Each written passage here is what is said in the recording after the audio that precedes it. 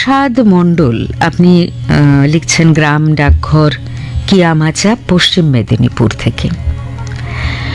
সচরাচর রাগি না, কিন্তু পথ চলতে এমন কিছু ঘটনার মুখোমুখি হই যখন রাগে ফেটে পড়ি। এই ধরুন, প্যাসেঞ্জার ট্রেনে বার লাগানো বাংকারে সিট না পেয়ে কোনো এক ভদ্রলোক পাদুকা জোড়া নিয়ে চড়ে বসলেন। তুমিই বলো প্রাত্যহিকী, রাগ হবে না? অমনি রাগান্বিত কণ্ঠে উচ্চারিত হলো, এই যে দাদা, নিচে যারা বসে আছেন তারা কেউ গরু ছাগল নয়, নামান বলছি জুতো জোড়া। ধমক খেয়ে কেউ নামান, আবার কেউ উল্টে মেজাজ চড়ান পঞ্চমে। বাসে ট্রেনে যত ভিড় দেখবেন দরজার সামনে। বলতে গেলেই ঝামেলা, কিন্তু ঝামেলার ভয়ে তো আর পিছিয়ে আসা যায় না, তাই রাগ আছড়ে পড়ে কথামালায়। ওই বাসেই দেখবেন গন্তব্যস্থল আসার পরে সিট ছেড়ে গদাই লস্করি চালে নামছেন কিছু যাত্রী।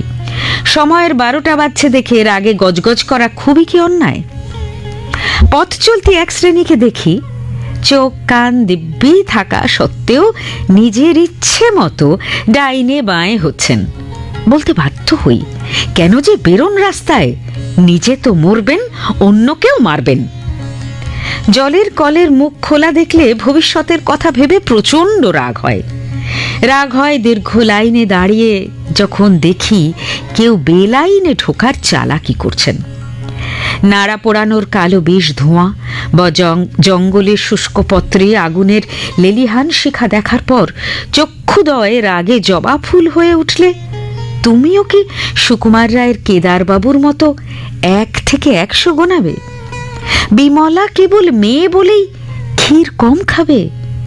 পুত্র প্রবীরের হত্যাকারী অর্জুনের সঙ্গে শত্রুতা ভুলে মিত্রতার যে নিদর্শন স্বামী নীলোধ্বজ রেখেছেন, তা দেখে জনার রাগ এবং প্রতিশোধ স্পৃহার পর জিজ্ঞেস করবেন, রেগে যাচ্ছেন? দেবী প্রসাদ মণ্ডল।